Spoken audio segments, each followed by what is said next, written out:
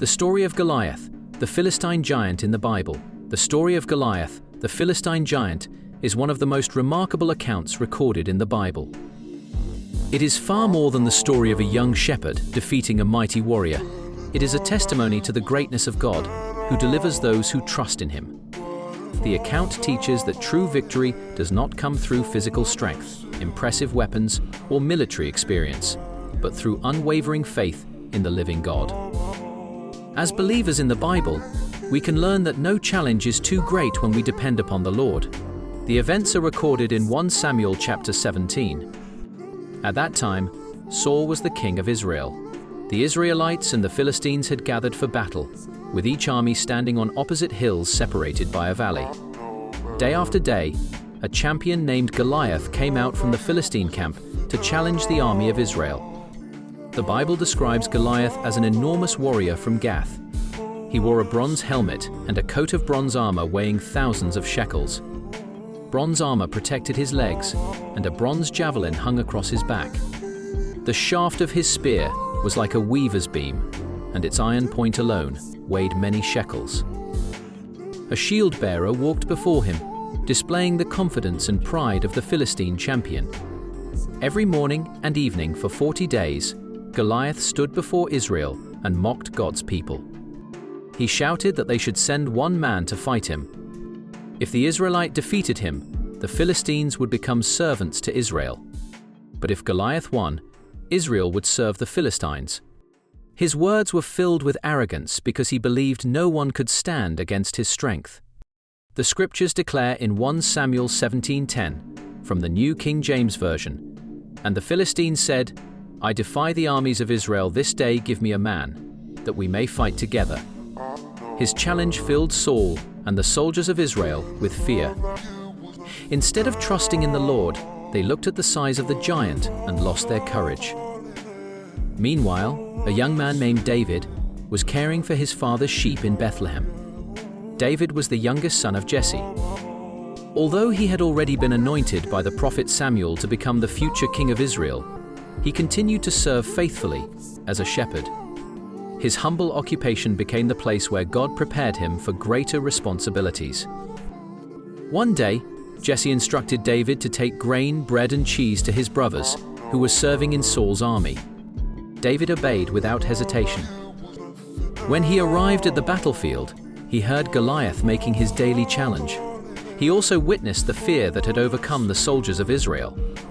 David was astonished that anyone would allow this giant to dishonor the name of the living God. While others focused on Goliath's terrifying appearance, David focused on God's unlimited power. His confidence was not rooted in himself, but in the Lord whom he had faithfully served while tending sheep. David boldly declared in 1 Samuel 17:26, "For who is this uncircumcised Philistine, that he should defy the armies of the living God?" These words revealed a heart filled with faith rather than fear. David understood that the battle ultimately belonged to God, not to human strength. As David continued speaking with the soldiers, news of his remarkable confidence reached King Saul. The army could scarcely believe that a young shepherd, who had never fought in the ranks of Israel, was prepared to face the giant whom every experienced warrior feared. Yet David's courage was not born of youthful ambition or a desire for personal glory. It sprang from a heart that had learned to trust God through years of faithful service in the lonely fields of Bethlehem. While guarding his father's sheep, David had witnessed the Lord's protection, time and again, and those private victories had prepared him for this public moment. The contrast between David and the rest of the army could not have been greater. The soldiers measured Goliath by his height, armor, and weapons, but David measured him against the infinite power of the Almighty. He recognized that this confrontation was not merely a contest between two individuals, but a battle concerning the honor of the living God. With unwavering faith, David was ready to step forward, while others stepped back. The stage was now set for an extraordinary encounter that would reveal to Israel, the Philistines, and future generations that the Lord is faithful to those who place their complete trust in Him, regardless of how impossible the circumstances may appear from a human perspective. At this stage, if this video is interesting, take a moment to engage with it by liking, commenting, and sharing it. King Saul eventually heard about David's bold words and summoned him. David told the king that he was willing to fight Goliath because the giant had defied the armies of the living God. Saul doubted that such a young shepherd could face a warrior who had been trained for battle from his youth. Yet David explained that while caring for his father's sheep, the Lord had delivered him from both a lion and a bear. The same God who had rescued him before would also rescue him from Goliath. David declared in 1 Samuel 17:37 from the New King James Version, "The Lord, who delivered me from the paw of the lion and from the paw of the bear, he will deliver me from the hand of this Philistine." Saul finally agreed and offered David his own armor. However, David removed it because he had never tested it. Instead, he took his shepherd's staff, chose 5 smooth stones from a brook, placed them in his shepherd's bag, and carried his sling as he walked toward the giant. When Goliath saw David approaching, he despised him because he was only a youth. The giant mocked David and cursed him by his gods, believing the battle would end quickly. Yet David answered with confidence that revealed where his trust truly rested. David proclaimed in 1 Samuel 17:45, "You come to me with a sword, with a spear, and with a javelin. But I come to you in the name of the Lord of hosts, the God of the armies of Israel, whom you have defied." He continued by declaring that everyone present would know that the Lord saves not with sword or spear, for the battle is the Lord's, and he will give you into our hands. As Goliath advanced, David ran quickly toward the battlefield. He placed a stone into his sling and released it. The stone flew with great force and struck Goliath in the forehead. The giant fell face down to the ground. David then took Goliath's own sword and cut off his head. Seeing their champion defeated, the Philistines fled in fear, while the Israelites pursued them and won a great victory.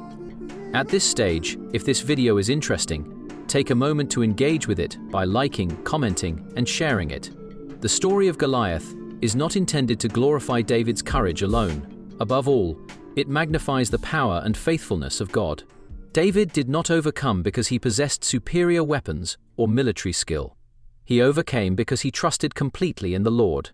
His confidence rested upon God's promises rather than on human ability. This account continues to encourage believers today. Every generation faces its own giants. These may be trials, temptations, persecution, fear, sickness, or seemingly impossible circumstances. Like David, we are called to place our confidence in God instead of our own strength. The Lord remains sovereign over every challenge, and nothing is too difficult for him. The story also reminds us that God often chooses those whom the world overlooks. David was a shepherd boy, not a famous soldier. Yet God used him to accomplish what an entire army could not achieve. As the scriptures teach, the Lord looks at the heart rather than outward appearance. Those who walk humbly with him can become instruments through whom he displays his glory. May the story of Goliath inspire us to trust God wholeheartedly, stand firmly for his truth, and remember that every victory belongs to him alone. When we rely on the Lord Jesus Christ and remain faithful to his word, we can face life's greatest challenges with confidence, knowing that the God who strengthened David is still faithful to his people today. Now, finally, before you leave, if this video is valuable, do not forget to engage with it by liking, commenting, and sharing it. Endeavor to watch my other videos also to learn more. Goodbye until my next videos.